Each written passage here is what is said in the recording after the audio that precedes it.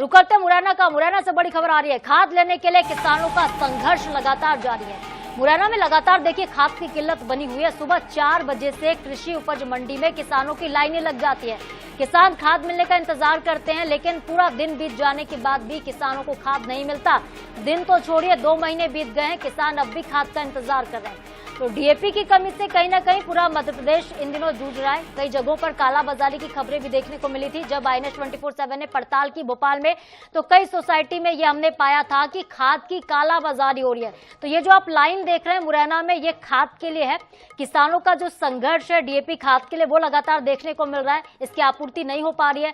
किसान खाद मिलने का इंतजार करते हैं। सुबह 3 या 4 बजे से सभी पहुंच जाते हैं, लाइन में लग जाते हैं। सबसे पहले आएंगे तो शायद सबसे पहले खाद मिल भी जाए, लेकिन ऐसा नहीं होता। करीब 2 महीने बीत गए हैं, किसान अब भी खाद का इंतजार कर रहे हैं, उन्हें खाद नहीं मिल पा रही है।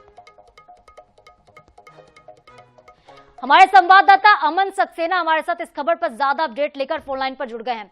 अमन, लगातार जो इंतजार है किसानों का वो बढ़ता जा रहा है, संघर्ष खत्म ही नहीं हो रहा है। 2 महीने बीत गए हैं, क्यों आपूर्ति नहीं हो पा रही अमन खाद की?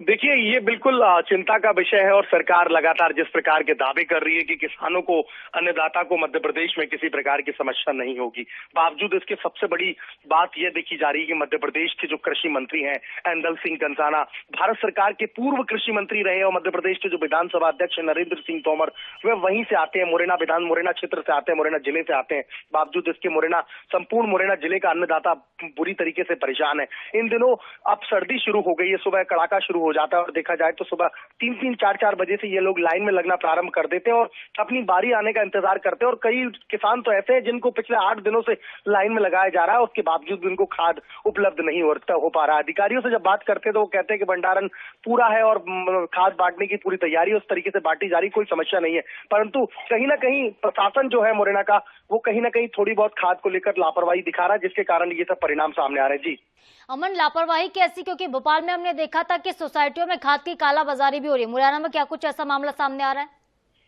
निश्चित रूप में अभी हालांकि कई इनपुट ऐसे मिलते हैं किसानों के द्वारा कि जो किसान जो खाद लेने जाते हैं वहां खाद नहीं मिलती सरकारी सिस्टम पर, और जब प्राइवेट सिस्टम पर जाते हैं तो उसकी कालाबाजारी होती है। कई एक वीडियो भी अभी तक पिछले महीने के अंतराल में वायरल हो चुके हैं, जिनमें देखा जा रहा है कि किस प्रकार से जो शहर में तमाम सारे जो खाद विक्रेता है, जो खाद और सामग्री, किसानों से संबंधित सामग्री बेचते हैं, उनके पास बड़ी आसानी से डीएपी, यूरिया और जो खाद संबंधित जो चीजें, उपकरण जो है वो सब मिल जाते हैं और ब्लैक में मिल जाते हैं, अच्छी खासी कीमत पर वो लोग बनाकर देते हैं। तो कहीं ना कहीं ये भी एक सवालिया निशान खड़ा करता है कि जब शासन प्रशासन द्वारा जो खाद बांटी जा रही है उसके लिए अन्नदाता लंबी लंबी लाइनों में लगा है, परंतु वही खाद वो प्राइवेट जाकर उन जो ऊंचे दाम है, बड़े दाम है, उन पर जाके वो खरीदता है तो बड़ी आसानी से उसको मिल जाता है। तो कहीं ना कहीं कालाबाजारी भी मुरैना क्षेत्र में जोरों पर चल रही है। जांच का विषय है कि सरकारी सोसाइटी में खाद नहीं, प्राइवेट सोसाइटी में या फिर संस्थाओं में वो पहुंचते हैं तो उन्हें खाद मिल जाती है। इस पर जांच जरूर होनी चाहिए और किसानों को खाद की आपूर्ति जल्द से जल्द हो, यही सरकार की भी मंशा है। बहुत शुक्रिया अमन, तमाम जानकारी के लिए आपका।